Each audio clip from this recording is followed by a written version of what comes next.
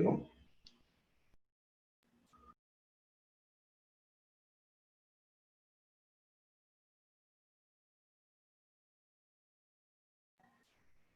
buenos días. Bueno, ya van a hacer, faltan 5 minutos. Edilia, intenta compartir y me avisa si tienes problemas allí.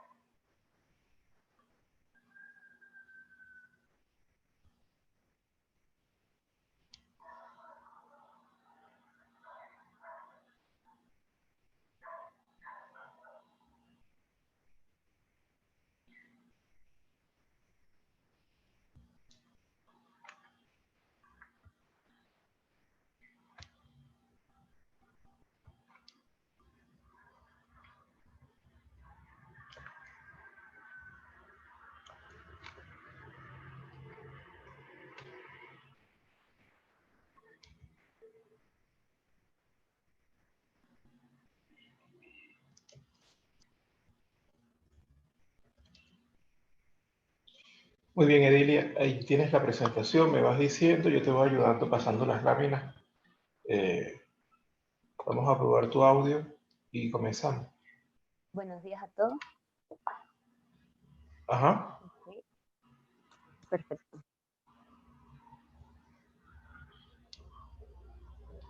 Vamos a iniciar. Proyecta un poquito más la voz, que te oí lejos. Ok, buenos días. Mi nombre es Edilia Contreras, estudiante de la Universidad Católica Andrés Bello. Como tal, el día de hoy vamos a estar trabajando.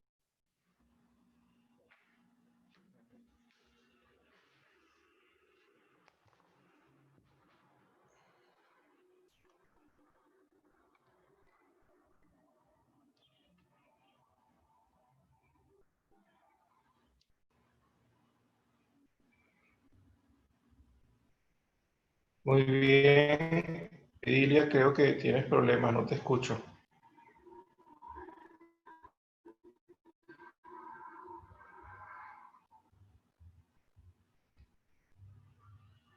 Buenos días a todos.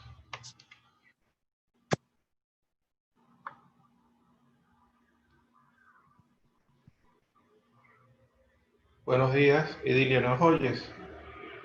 Sí, ¿y usted a mí? Bueno, comenzaste bien y de repente se silenció. Mm, Vuelve a empezar. Ok. Las matrices se utilizan para múltiples aplicaciones y sirven, en particular, para representar los coeficientes de los sistemas de ecuaciones lineales o para representar las aplicaciones lineales. En este último caso, las matrices desempeñan el mismo papel que los datos de un vector para las aplicaciones lineales, como lo vieron el viernes pasado. Estas aplicaciones pueden sumarse, multiplicarse o descomponerse de varias formas, lo que también las hace un concepto clave para lo que es el campo de la álgebra lineal. Puede seguir. Me vas diciendo y yo voy pasando las láminas. Pase a la lámina, por favor.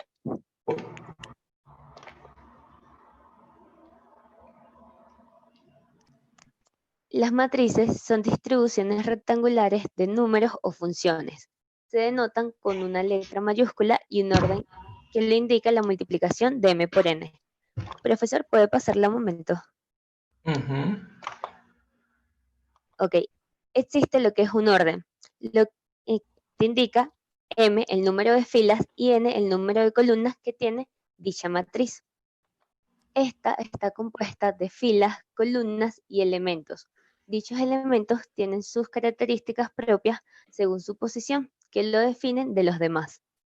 Como podemos ver, también tienen lo que son las diagonales principales y secundarias que se deben de tomar en cuenta y conocer al momento de realizar operaciones. Tenemos del lado derecho dos ejemplos, una matriz de orden 2 por 3, es decir, dos filas y tres columnas, y una matriz de orden 4 por 2, cuatro filas y dos columnas. Puede seguir, profesor. Las matrices se clasifican de la siguiente forma. Una matriz cuadrada que contiene la misma cantidad de filas que de columnas, es decir, m por n. Una matriz rectangular que tiene distintos números de filas que de columnas, siendo su dimensión m por n.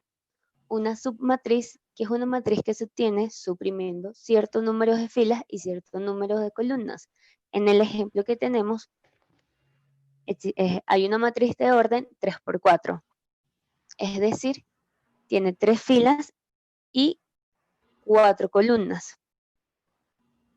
De la matriz A se anulan los elementos de la tercera fila y los elementos de la segunda columna, que son los que están de color rojo, obteniendo la matriz resultante de orden 2 por 3. Puede seguir, profesor.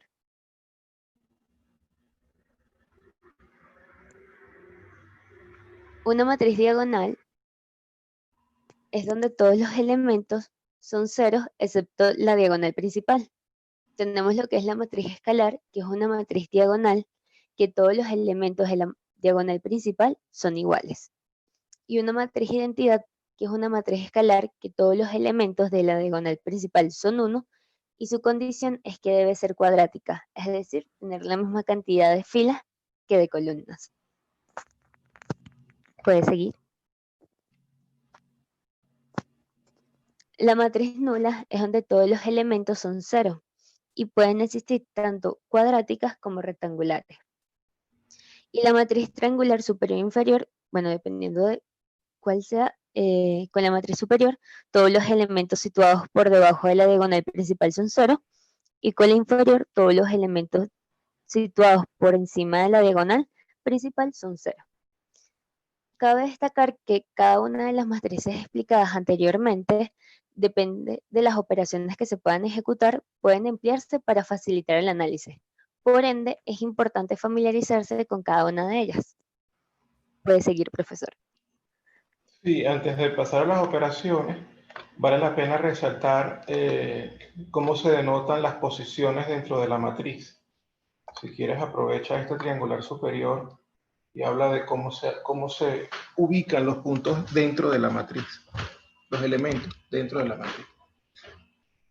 Ok, como tal, los elementos mencionados anteriormente tienen una sola posición que los define. Tenemos el elemento 1, 1, el cual se encuentra ubicado en la primera fila y en la primera columna. Tenemos el elemento 1, 2, que significa que está ubicado en la primera fila y en la segunda columna. El elemento 1, 3, que es primera fila y tercera columna. Y así va sucesivamente. Podemos ver también el elemento A2, 1, que se encuentra en la otra matriz, donde indica que está ubicado en la segunda fila y primera columna. El elemento A22, que está ubicado en la segunda fila y la segunda columna. Y así sucesivamente. Muy bien. Básicamente es una calle es un reticulado de calles horizontales y calles verticales. Y las intersecciones de las calles es lo que ubica los puntos. Muy bien, vamos con las operaciones.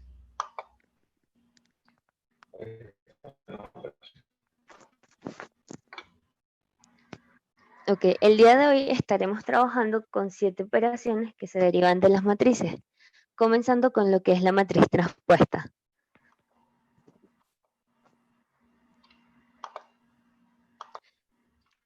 Se llama transpuesta de A a la matriz que se obtiene cambiando ordenadamente las filas por las columnas y viceversa, como lo muestra la imagen. Si se dan cuenta, en la imagen que tenemos 2 columnas y 3 filas, las cuales se cambian con un orden y pasa a ser una matriz transpuesta de 2 filas y 3 columnas. ¿Qué pasa si nosotros transponemos la matriz transpuesta? Volvemos a lo que es la matriz original.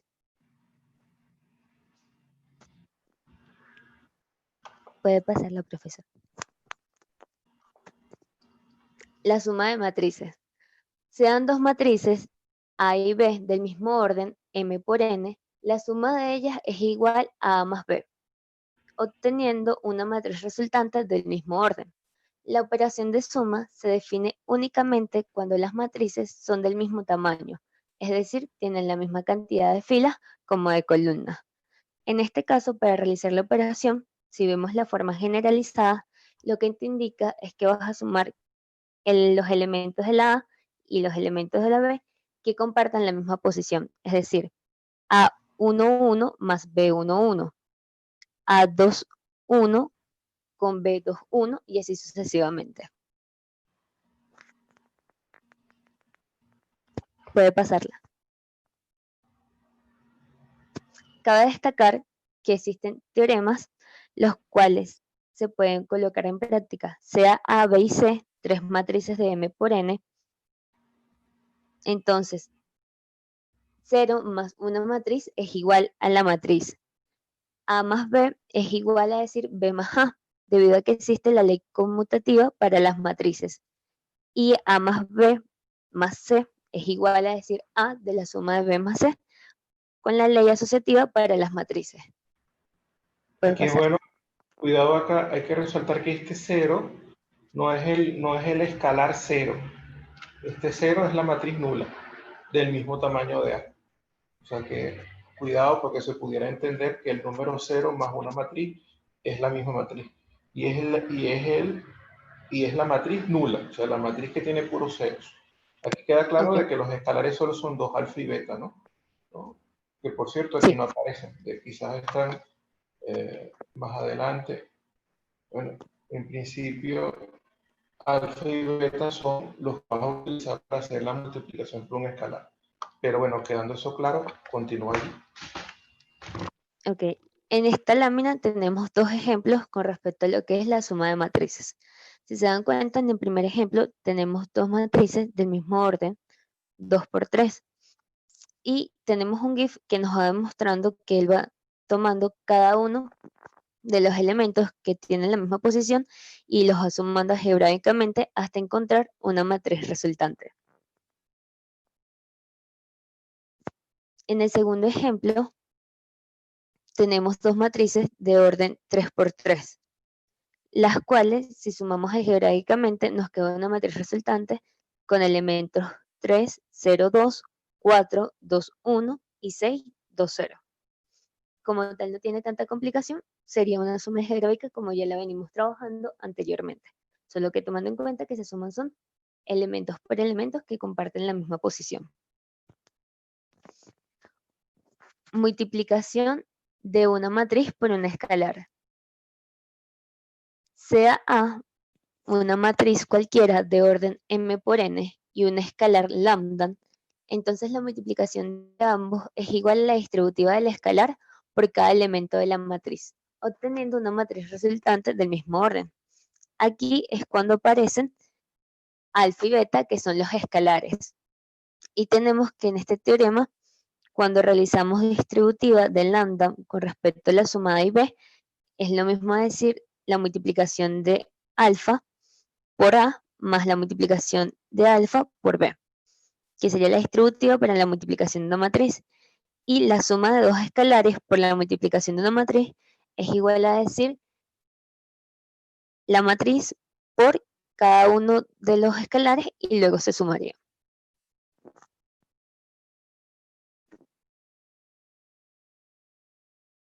Puede pasar, profesor.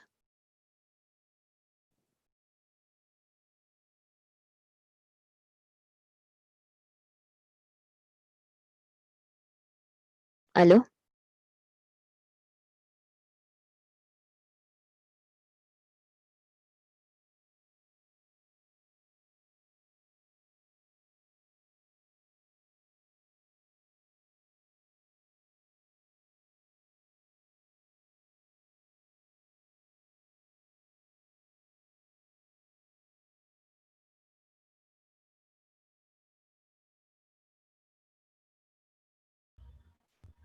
Muy bien, me desconecté. Bueno, parpadeó mi internet por un segundo. ¿Cómo vas, Edilia? Bien, puedo Bien, repetir esta lámina, no hay ningún problema. sí, repite esa lámina porque no sé si quedó con el parpadeo y la cosa. Aquí recuerda, aquí sí cero es un número, un Ok, escalar, ¿sí? sí, Este uno no es un número. Ah, no, también es un número, es el sí, número también. uno, el número cero, el número alfa, el número beta, ¿no? Pero fíjate que sí, este cero de aquí y este cero de la derecha, izquierda y derecha son, por un lado, esto es el número cero y por otro lado, esta es la matriz nula. Eso hay que tener cuidado ahí. Ok. Para lo que es la multiplicación de una matriz por una escalar, sea A una matriz cualquiera de orden m por n y una escalar lambda, entonces la multiplicación de ambos es igual a la distributiva del escalar por cada elemento de la matriz, obteniendo una matriz resultante del mismo orden. Cabe destacar que en el teorema, aquí es cuando comenzamos a hablar de los escalares alfa y beta, conociendo entonces que 0 multiplicado por cualquier matriz da lo que es la matriz nula. 1 multiplicado por cualquier matriz da la matriz alfa, que multiplica la suma de A más B, es igual a decir alfa por la matriz A más alfa por la matriz B, que aquí se aplica la distributiva para la multiplicación de una matriz.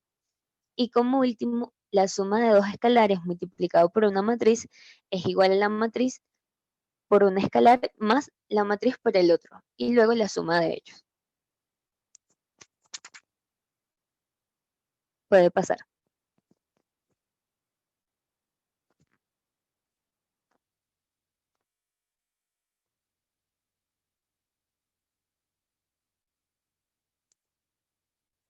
Ok. Entonces, en el ejemplo número 1, tenemos que el escalar a utilizar va a ser el número 5 y tenemos una matriz de orden 2 por 2.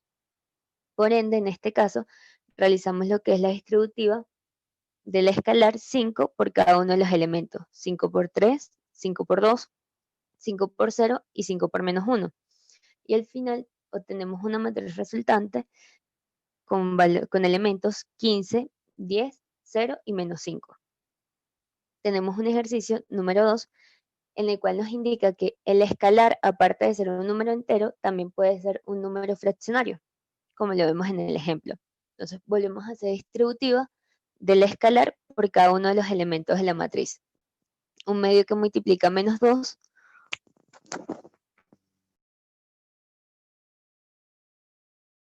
un medio que multiplica a 4, un medio que multiplica menos 8 y un medio que multiplica 6, obteniendo una matriz resultante del mismo orden con los elementos menos 1, 2, menos 4 y 3.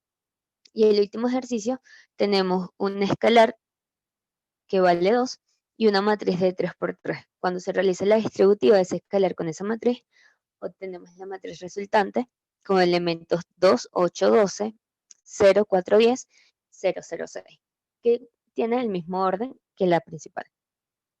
Puede pasar, profesor.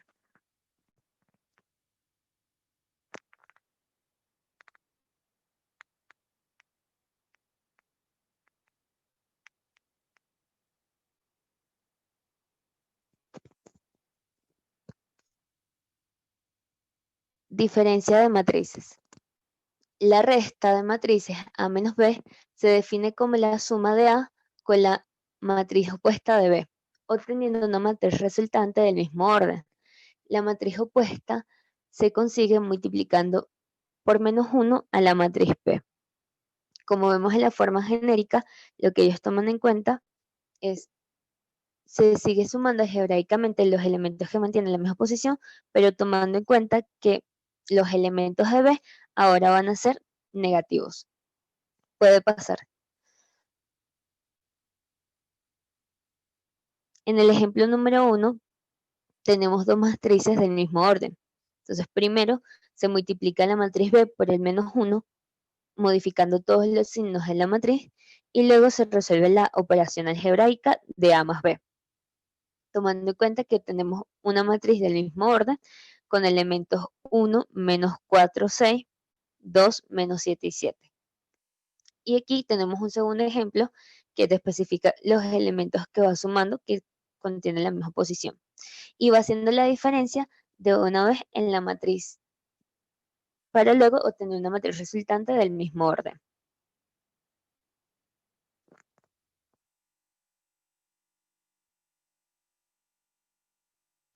Producto escalar o producto punto. Una cosa aquí, antes de producto escalar y producto punto, algo que dije, pero no sé si salió porque parpadeé internet, es que estas tres primeras, suma, resta y multiplicación por un escalar, son operaciones que si uno le pregunta a un alumno que jamás haya visto matemáticas, ¿cómo hay que hacerlo? Lo más seguro es que te diga que hay que hacerlo así porque es muy intuitivo. Multiplicar un número por una matriz parece obvio que hay que multiplicar todos los números de la matriz por ese número y ya. Sumar una matriz con otra matriz parece lógico que es cada posición con cada posición. La resta también, cada posición con cada posición, pero restando, ¿no?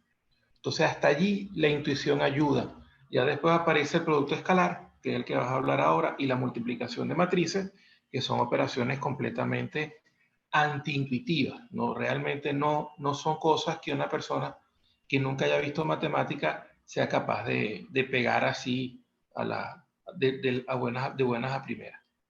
Continúa. Producto escalar o producto punto. Las matrices se pueden expresar como vectores. Por ende, llegamos a la definición de que producto de dos vectores de dimensión m es igual a un escalar. Los vectores deben tener la misma cantidad de elementos para realizar dicha operación. En la imagen generalizada se ve que se van multiplicando los elementos que comparten la misma posición y luego se realiza la suma algebraica de todas esas multiplicaciones. Tenemos teoremas que sea A, B y C tres vectores de dimensión m y sea alfa un escalar, entonces A por 0 aquí sí es igual a 0 debido a que tenemos el resultado total es un escalar, es decir, un número. A por B es igual a B por A por la ley conmutativa del producto escalar. A, que multiplica la suma de B más C, es igual a la distributiva de A por B más A por C. Y alfa por A por B es igual a decir alfa que multiplica a A por B. Como Aquí tal, vale la pena otra vez resaltar la diferencia entre este 0, ¿sí? Que está a la izquierda y este 0 que está a la derecha. El 0 que está a la izquierda corresponde al vector nulo, ¿sí? Y el 0 que está a la derecha corresponde al número 0, ¿no? Hay que tener cuidado porque aunque se escriben igual, a la izquierda es un vector, porque si no, no tendría sentido la de producto escalar entre vectores, ¿no? Y a la derecha es un escalar porque es el resultado del producto escalar, ¿no? Eso es bueno tenerlo en cuenta. Ahí tienes dos ejemplos. Entonces, para el primer ejemplo, tenemos que ambas matrices son de orden 4 por 1. Por ende, comenzamos a multiplicar cada elemento que comparte la misma posición. En este caso sería menos 2 por 1, más 0 por menos 4, más 6 por 2, más menos 7 por 0. Obteniendo que la suma algebraica va a ser 12 por menos 2, que eso es igual a 10. Y obtenemos el escalar de esos dos vectores. El segundo ejemplo, tenemos una matriz de orden 1 por 5 y B de 5 por 1. En este caso se sigue respetando lo que es el orden. Por ende, cuando se multiplica el primer elemento de la A por el primer elemento de la B, siendo 1 por 1 más el segundo elemento de la A por el segundo elemento de la B. 4 por menos 4 más 3 menos 3 por 2 más menos 6 por 0 más 0 por 3, obteniendo los números 1 menos 16 menos 6, que eso da como valor escalar menos 21.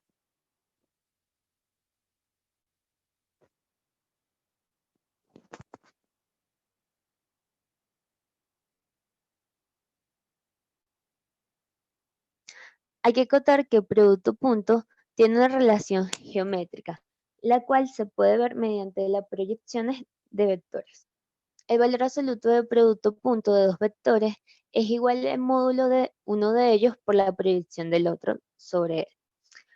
Dicha proyección, que se observa en la imagen, se realiza trazando una perpendicular del punto A al vector U, debido a que la proyección que queremos generar es la del vector B sobre el vector, el vector U sobre el vector B. Como podemos ver, el vector U se genera desde el origen hasta el punto A y el vector B desde el origen hasta el punto B.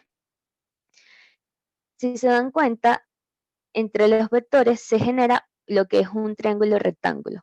Por ende, aplicando la fórmula del coseno del triángulo, obtenemos que el coseno del ángulo va a ser igual al segmento que se genera desde el origen hasta A' sobre el módulo del vector U. Si nosotros despejamos el valor del segmento que desconocemos, que es la proyección de U sobre B, queda que el módulo del segmento que va desde el origen hasta A' es igual al módulo de U del vector U por el coseno del ángulo. Utilizando la fórmula equivalente de producto escalar, se obtiene que la multiplicación escalar de los vectores U por B es igual al módulo de B por el módulo de U por el coseno del ángulo. Y conociendo que el módulo de U por el coseno del ángulo es igual al módulo del segmento que va desde el origen hasta A', lo sustituimos en lo que es la ecuación de abajo. Por ende, podemos llegar a la conclusión que el módulo del segmento que va del origen hasta A' es igual a la multiplicación del vector u por el vector b sobre el módulo de b, que eso equivale a la proyección de vector u sobre el vector b. Este tema de las proyecciones es importante porque se usa muchísimo en física, ¿no? Usualmente proyectan el vector sobre los ejes X y Y para hallar la componente horizontal y la componente vertical. Pero esto lo generaliza. Aunque aquí el vector B están colocando es horizontal, esto se puede hacer de manera general colocando un vector inclinado, siempre y cuando la proyección se realice como está aquí en el dibujo, como un segmento perpendicular desde el extremo de U hacia el vector B. Teniendo eso en cuenta, todas estas fórmulas valen. Y luego la proyección tiene que ver con algo que no sé si hemos dicho en clases pasadas, pero que eso es un sinónimo de proyección, es la sombra. Es la sombra que proyecta el vector U sobre el vector B. Sombra que puede ser cero, si este vector fuera perpendicular a B, ¿no? Vamos a ver qué sigue por acá. Quizás tienes un ejemplo y aquí se ve claramente. Ahí lo tienes. Sí, aquí vamos a trabajar con dos ejemplos para quedar claro con el tema. Aquí nos dicen, calcular la proyección de vector u, que viene siendo los puntos AB, sobre el vector B de los puntos AC, siendo A igual a 6,6 y 0, B 3 y 5 y C menos 1 y menos 1. Entonces, el primer paso que nosotros tenemos que tomar en cuenta es encontrar los componentes de los vectores. Por ende, se realiza una diferencia con respecto a los puntos. El vector U es igual a la diferencia de la componente B, que es 3, menos la componente A, que es 6. Y la componente B, que es 5, menos la segunda componente de A, que es 0, obteniendo un vector U de componentes menos 3 y 5. Y para el vector B, viene siendo la diferencia de la primera componente de C, que es menos 1, menos la componente de A, que es 6. Y para la segunda sería la segunda componente de B, que es menos 1, menos la segunda componente de A, que es 0, obteniendo un vector de componentes menos 7 y menos 1. El segundo paso a tomar en cuenta sería la multiplicación escalar de ambos vectores, que cuando se realiza la multiplicación del primer elemento de U por el primer elemento de B, tenemos que va a dar va a dar 21, y cuando se realiza la multiplicación del segundo elemento de U por el segundo elemento de B, eso nos va a dar menos 5.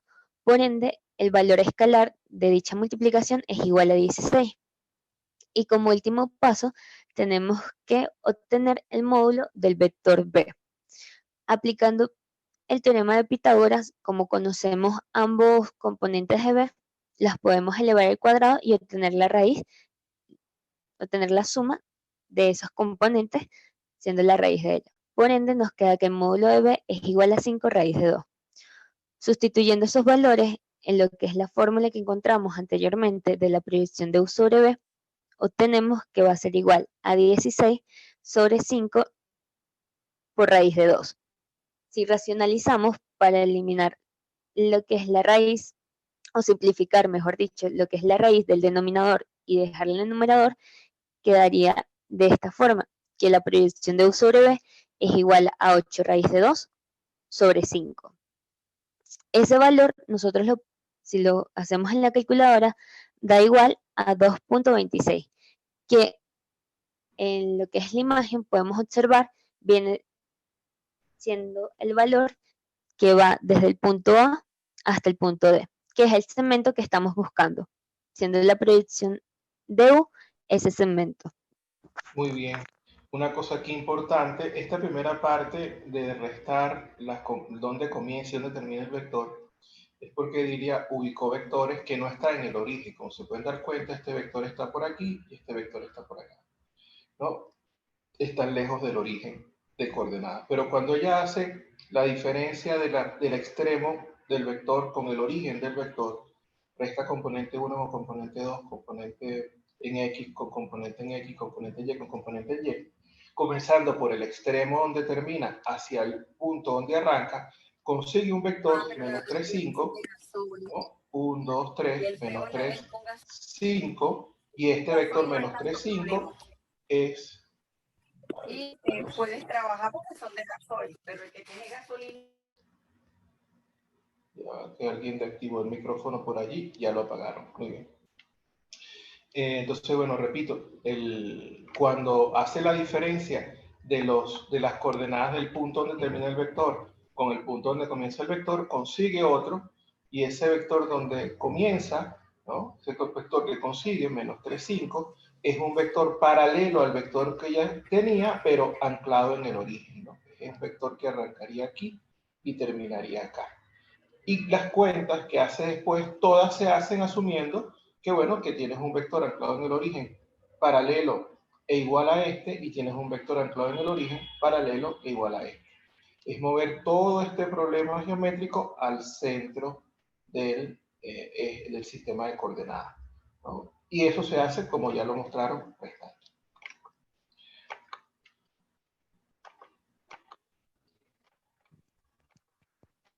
Aquí tenemos otro ejemplo con respecto a tres vectores que generan un triángulo. Entonces, nos dicen que siendo A, las coordenadas que nos dan B y C, los vértices de un triángulo, calcular las proyecciones de los lados AB y CB sobre el segmento o el vector AC. Y comprobar que la suma es igual al módulo de AC. Entonces, volvemos a aplicar los mismos pasos que aplicamos en el ejemplo anterior, de primero obtener cuáles son las componentes de cada uno de los vectores, siendo el vector AB igual a menos 3 y 5, siendo el vector CB igual a 4 y 6, el vector AC menos 7 y menos 1, y el vector CA 7 y 1. Varias personas se preguntarán si nos están pidiendo la proyección del segmento AC, porque también encontramos las componentes del vector CA. Y eso se debe a que cuando estemos realizando las operaciones, tenemos que tener en cuenta el punto de origen de cada uno de los vectores. Si nosotros vamos a trabajar con el vector AB, entonces también tenemos que trabajar el mismo punto de origen A para el vector AC. Y si trabajamos con lo que es el vector CB, tenemos que trabajar con el punto C, obteniendo el vector CA. Por ende, es que se encuentran ambos. Entonces, realizando el primer paso, se encuentra la multiplicación escalar de ambos vectores, obteniendo que uno vale 16 y el otro vale 34. Luego, buscamos el módulo de vector AC, que es igual a 5 raíz de 2. ¿Qué pasa? Como el vector CA tiene las componentes 7 y 1, pero positivas, al momento de tú realizar también lo que es el módulo de él, vas a obtener que viene siendo el mismo, debido a que como las componentes se elevan al cuadrado, los signos no modifican. Cuando sustituimos todo eso en lo que son las ecuaciones que ya encontramos de las proyecciones de los vectores, obtenemos que la proyección del vector AB sobre el vector AC viene siendo igual a 8 sobre raíz de 2 sobre 5. Y la proyección de CB sobre el vector CA es igual a 17 raíz de 2 sobre 5. Profesor, ¿puede seguir la lámina? Ajá. Aquí, en la parte donde están las componentes, encontramos que entonces la suma algebraica de la proyección de AB sobre el vector AC más la proyección CB sobre el vector CA es igual a decir 17 raíz de 2 sobre 5 más 8 raíz de 2 sobre 5, que nos da 5 raíz de 2. Si nosotros realizamos eso en la calculadora, nos da 7.07, que viendo la imagen del triángulo es el valor del segmento de AC. También hay que decir que si usamos la noción de sombra otra vez, la sombra de B más la sombra de U tiene que darte el suelo. Y en este caso el suelo comienza en este punto y termina en este punto. Así que la suma de las dos sombras tiene que darte todo este lado.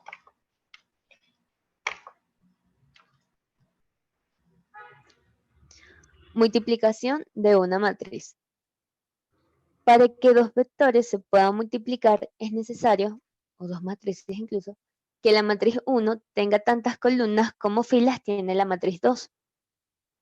Al operar, se obtiene una matriz resultante con el orden que indica la fila de la matriz 1 por las columnas de la matriz 2, que es lo que vemos en la imagen. Hay que tener mucho cuidado con respecto cuando se quieran realizar las multiplicaciones, debido a que si no cumplen las condiciones, no se puede generar. Por ende, se resalta cuál no puede ser multiplicación de matrices y cuál sí puede ser. De la manera generalizada. Aquí, en este ejemplo que pones aquí a la izquierda, efectivamente, esta matriz 3 por 3 no se puede multiplicar. Esta cruz es cruz de malo, ¿no? De que no se puede, no de que no es una cruz de multiplicación, sino de que no se puede multiplicar esta matriz 3 por 3 con esta matriz 2 por 3 en ese orden. Pero si lo cambias de puesto y pones la 2 por 3 primero y la 3 por 3 de segundo, ahí las cosas mejoran. Y eso es una de las condiciones aquí más importantes, que deja de ser intuitivo porque es una multiplicación que dejó de ser conmutativa. Fíjense que en este sentido, primero la 3 por 3 y después la 2 por 3 no se puede hacer, es imposible, pero al revés sí. Y puede hacer caso que se puede hacer al derecho, en un sentido, se puede hacer al revés también, y que los resultados sean completamente diferentes. Muy bien, sigue por allá. Entonces, aquí de la matriz generalizada nos va indicando que la primera fila se va a multiplicar por cada una de las columnas de la segunda matriz. Entonces sería lo que es R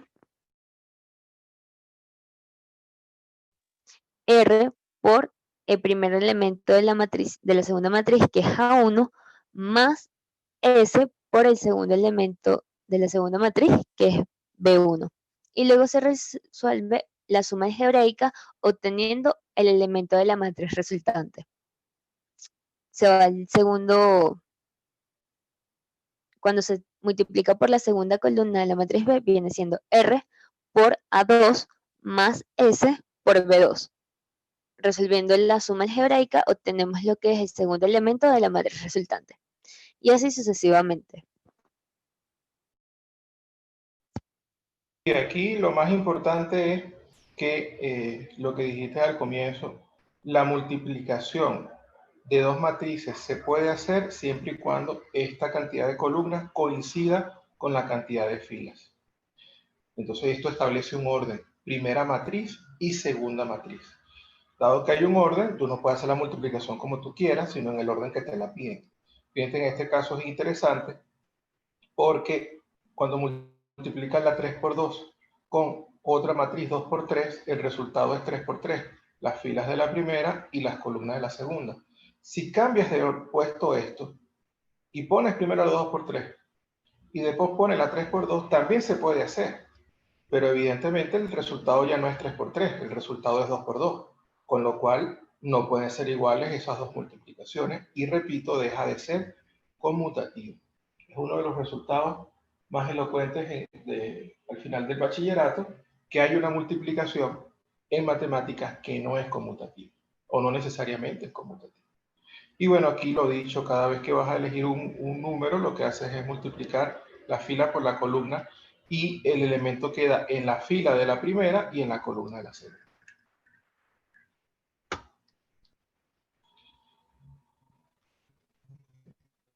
Bueno, Bueno, creo que eso ya lo existen. dijiste, ¿no? Sí.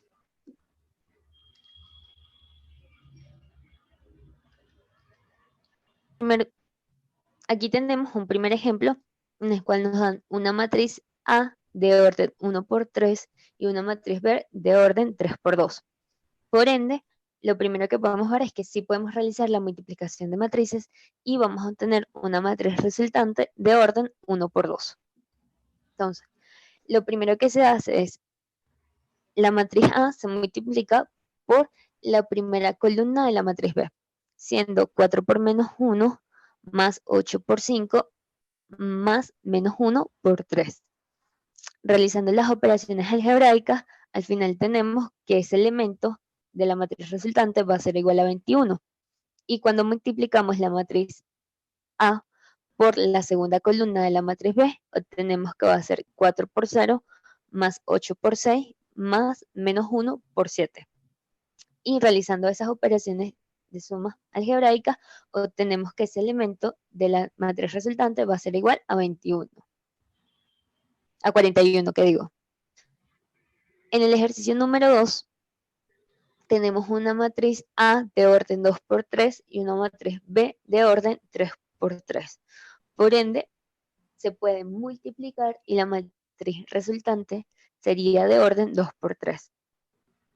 Aquí, la primera fila de la matriz A se multiplica por la primera columna de la matriz B, siendo 2 por menos 4 más 3 por 5 más menos 1 por 3.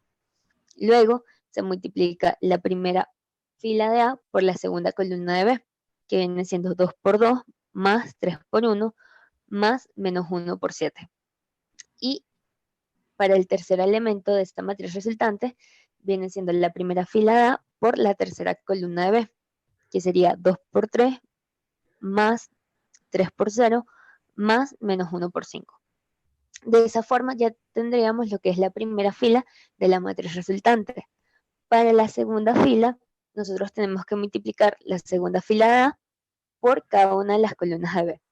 Si la multiplicamos por la primera columna de B, viene siendo 5 por menos 4, más 1 por 5, más 3 por 3. El segundo elemento se genera al multiplicar la segunda fila de A por la segunda columna de B, siendo 5 por 2, más 1 por 1, más 3 por 7. Y el tercer elemento se genera de multiplicar la segunda fila de A por la tercera columna de B, que es 5 por 3 más 1 por 0 más 3 por 5. Realizando las operaciones algebraicas correspondientes, vamos a tener que los elementos de la matriz resultante es igual a 4, 0, 1, menos 6, 32 y 30.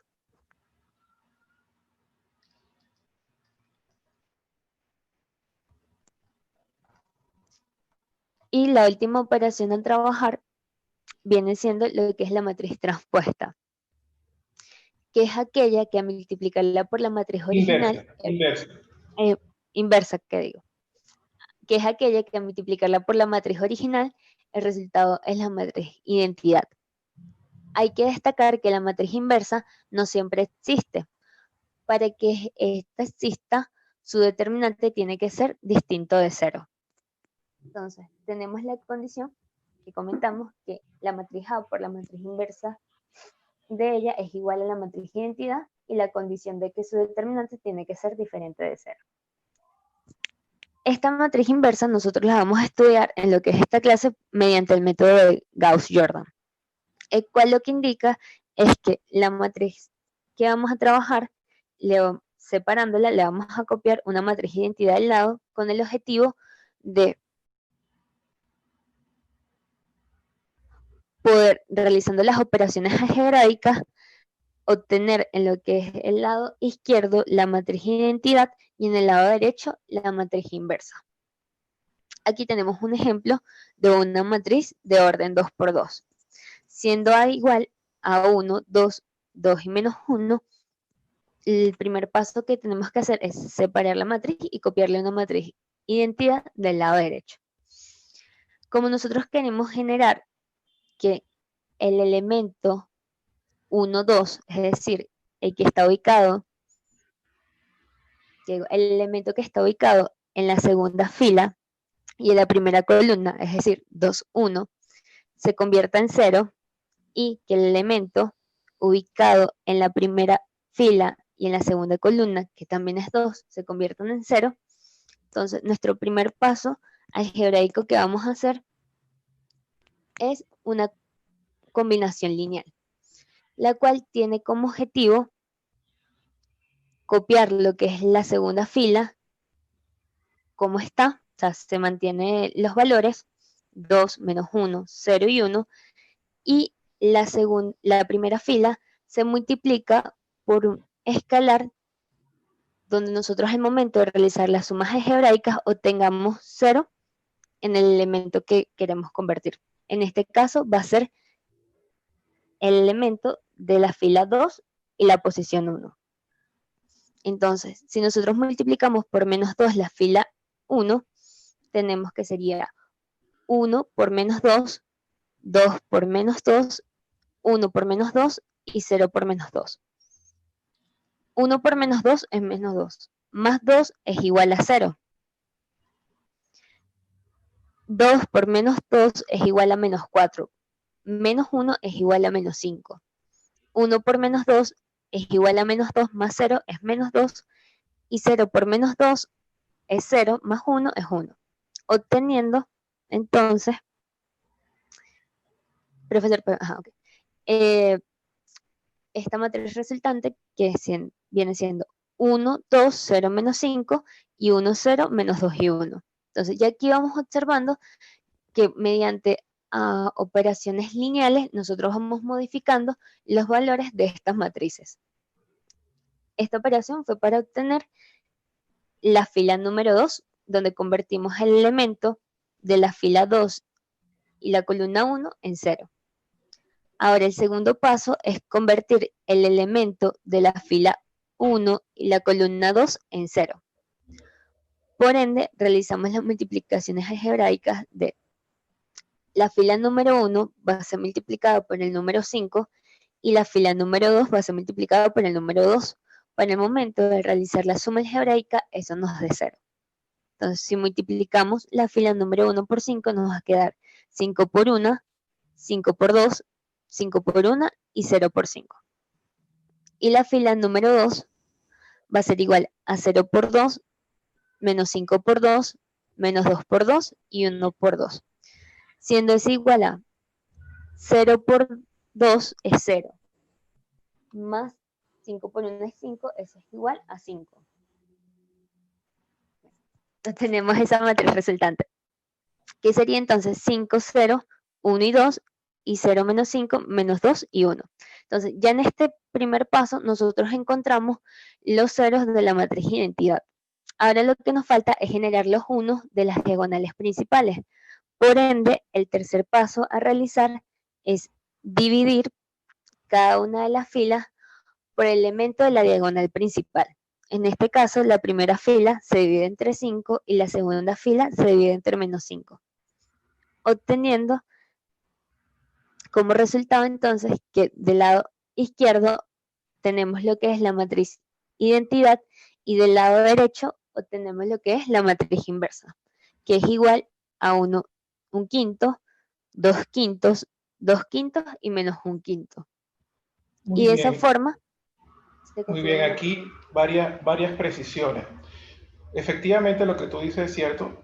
No toda matriz tiene inversa. La condición es que el determinante es distinto de 0, ¿no? Esta matriz efectivamente tiene inversa y el paso, o lo más importante, es esta línea de acá donde dice que construyes una matriz más grande que tiene la matriz original y la matriz identidad, ¿sí? Y esa matriz más grande la vas a trabajar hasta que la identidad aparezca a la izquierda y si todo sale bien, a la derecha sale la inversa. Y bueno, los pasos son, las operaciones son 3. Puedes multiplicar una fila por cualquier número que quieras, siempre y cuando sea distinto de 0, que es lo que estás haciendo aquí abajo. Estás multiplicando por 1 quinto la fila 1 y por menos 1 quinto la fila 2. ¿Sí? Puedes intercambiar las filas si quisieras, cosa que no, aquí no hizo falta. Y lo más importante, puedes sumar un múltiplo de una fila a otra fila. Esa es la operación más importante. Y un múltiplo de la fila 1 sumado a la fila 2 tiene que ser capaz de que los números se puedan ir simplificando y puedan ir apareciendo los ceros, que si se quiere son los más importantes, pues cuando tienes los ceros, para conseguir los unos, multiplicando por una fracción, basta. Entonces, buscaste un 0 multiplicando por -2 la fila 1 y sumándoselo a la fila 2. Así este 1 mata este 2 o simplifica este 2 y aparece este 0. Y luego usaste otra operación que fue multiplicar por 5 la primera, la nueva fila 1, y multiplicar por 2 la segunda, la nueva fila 2, y mágicamente 10 arriba con 10 de abajo se simplificó. Bueno, te dio un 0 y te quedaron esos dos 5 que luego los multiplicaste por fracciones y apareció la matriz identidad. Aquí hay, como hizo Edilia, esta ruta y hay muchas otras rutas, depende de lo que el estudiante considere. Pues. Puede conseguir el 1 y los ceros. Aquí Edilia pudo haber hecho aquí, a este paso, en vez de buscar primero el 0 que hizo, pudo haber buscado primero el 1, multiplicando por un quinto negativo la fila 2. Eso valía. Multiplica por un quinto la fila 2, consigue el 1 y después con el 1 consigue el 0. ¿No? Es otra forma de hacerlo, siempre buscando los unos en la diagonal. Claro, cada vez que buscas unos en la diagonal te arriesgas a que aparezcan estas fracciones fastidiosas, ¿no? Que Edilia lo evitó hasta el final, y al final no le quedó más remedio que multiplicar por un quinto y menos un quinto. Si tú consigues el 1 en este paso, buscas este menos 5 y lo conviertes en un 1 para aproximarte más todavía a la matriz identidad, cuando trabajes con ese 1, ya aquí empezaste a meter fracciones, y ese 1 cuando busca el 0 de arriba, va a regar las fracciones. Bueno, fracciones que tienen que aparecer, ¿no? Hay que decirlo, porque la inversa en este caso tiene puras fracciones, así que no hay mucho que decir, ¿no? Luego, me imagino que pruebas, no. Luego vamos a volver a la presentación. Aquí estamos.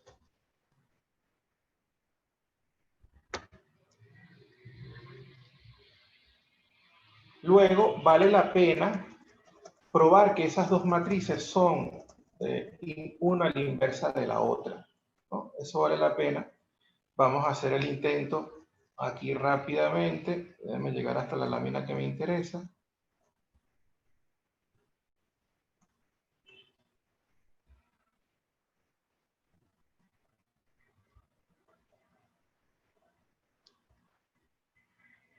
Aquí llegamos.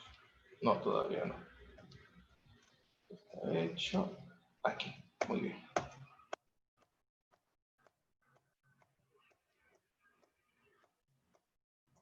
Sí, aquí. Luego vale la pena probar que esta matriz original y su inversa multiplicadas a la identidad. Fastidioso, pero vamos a intentarlo. 1 por un quinto. Puede volver a pasarla. Disculpe, puede volver a pasarla y le va. Aquí está. La matriz identidad la tiene aquí abajo. Aquí abajo. No. Aquí tiene la matriz inversa que digo y la matriz. Ajá. Entonces, bueno, aquí hay que multiplicar fila 1, 1, 2 por esta columna y eso tiene que dar 1, el 1 de la primera posición de la matriz identidad. Un quinto más 4 quintos, efectivamente son 5 quintos y da 1. Esta fila por esta columna tiene que dar 0. 2 quintos y menos 2 quintos da 0. Esta fila por esta columna debería dar, esta fila con esta columna debería dar 0. 2 quintos menos 2 quintos vuelve a dar 0. Y finalmente, 4 quintos más 1 quinto, porque menos 1 por menos 1 da más, da 5 quintos, 5 quintos es 1. ¿No? Voy a compartir un programa, porque creo que todavía tenemos unos minutos, si nos quedan unos minutos, para mostrarlo en Scientific.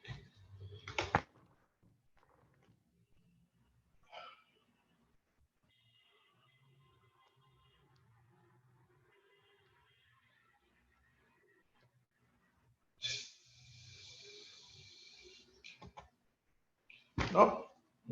¿Había algún comentario por aquí en el chat? Vamos a ver. No.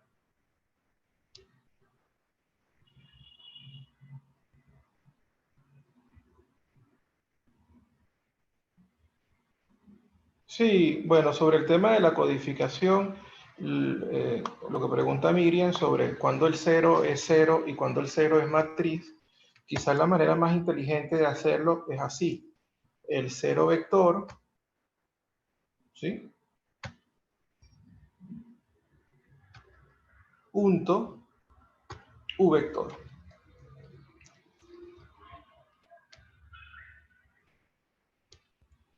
Entonces, claro, eso es 0. Aquí queda claro que un 0 corresponde a un vector y que el otro 0 corresponde al escalar, ¿no? Lo mismo pasa con la matriz identidad, ¿sí? Pero bueno, identidad por A es A, ¿sí?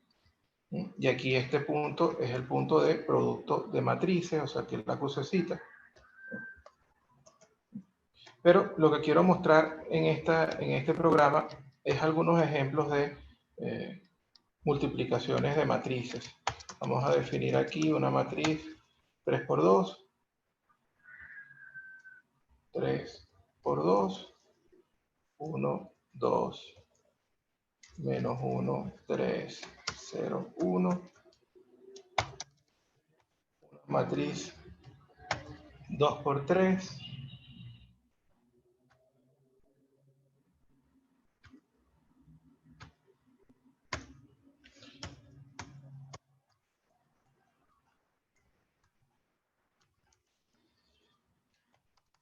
Y una matriz C 2 por 2 nada más. Ya con esto vamos a tener suficiente para repasar la condición de multiplicación de matrices, que es delicada, pues.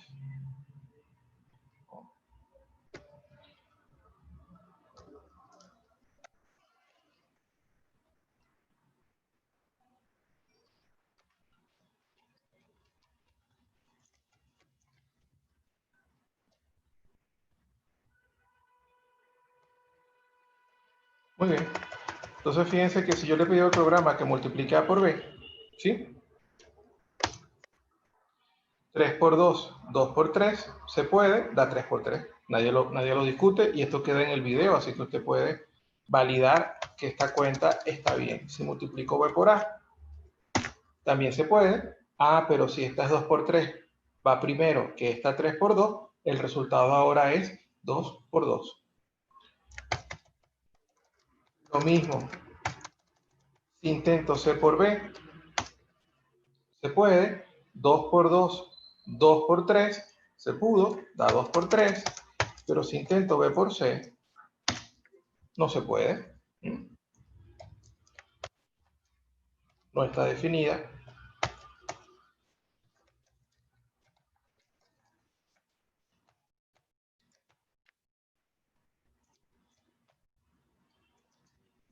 No puedo multiplicar esta matriz de 2 filas y 3 columnas con una matriz de 2 filas y 2 columnas, porque la cantidad de columnas de la primera no coincide con la cantidad de filas de la segunda. Eso por un lado. Luego por el lado de la matriz identidad, recuérdame los números de la matriz 2 por 2 que estaban allí. 2, 1, 2, 1, 2 menos 1. 2 menos 1. Bueno, cuando intentamos sacar la inversa de esta cosa. Ya, profe, la fila 1 es 1 y 2. Al revés. 1 y 2. Cuando intentamos sacar la inversa de esto, ahí está lo que le diría le dio, 1/5, 2/5 menos 2/5. Y esta multiplicación sí es conmutativa. Si yo la multiplico al derecho y al revés, el resultado es la identidad. Si la pongo primero la inversa y después la otra, también a la identidad. Y obvio, digo yo, si le saco la inversa a la inversa, debo volver a recuperar la matriz original, ¿no? Esta multiplicación A por inversa igual identidad, inversa por A igual identidad, es los ejemplos donde puedes garantizar que efectivamente hay conmutatividad en la multiplicación de matrices. Voy a dejar dos ejemplos de 3×3 para que calculen inversas y las prueben allí. ¿Sí? Y voy a compartir el link para evaluar la videoclase para que nos ayuden con eso rápidamente. Como saben, estamos ya terminando y esta es nuestra última sesión por ahora. La semana que viene van a trabajar con química, pero no es un área donde yo voy a estar acompañando, así que nos despedimos el día de hoy. Voy a buscar el link de la videoclase. Y bueno, aquí les voy dejando dos ejemplos de matrices y sus inversas. Ahí tienen uno, ¿sí? Y vamos a cambiar aquí algunos números. Ahí tienen otro. No, la idea es que calculen las inversas de esas matrices que están allí.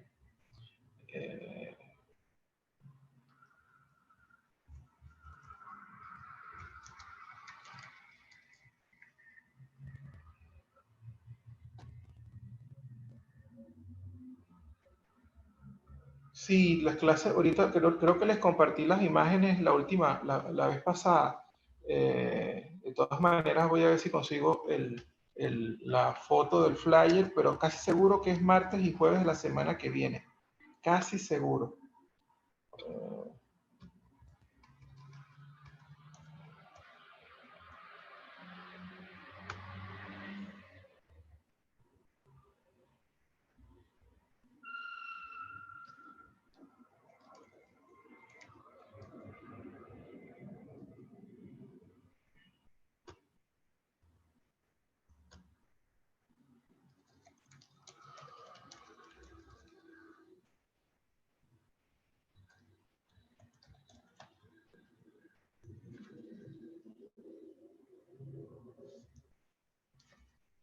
Bueno,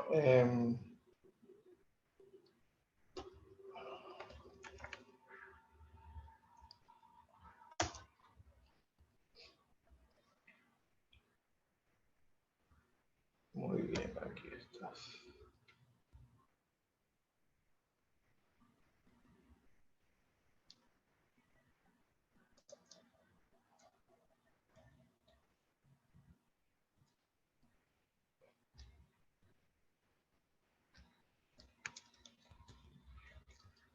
Muy bien, aquí tienen el link de el formato de evaluación de Dilia para la sesión de hoy. Y voy a buscar ahora el horario de química.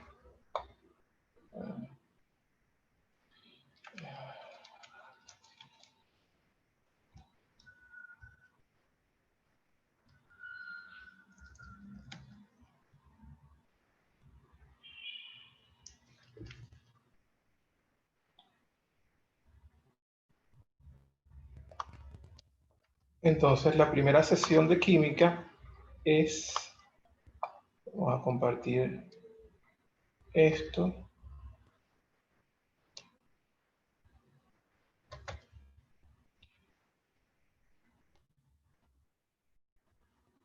Aquí está. La primera sesión de química es sobre la tabla periódica, el 2 de junio dice aquí.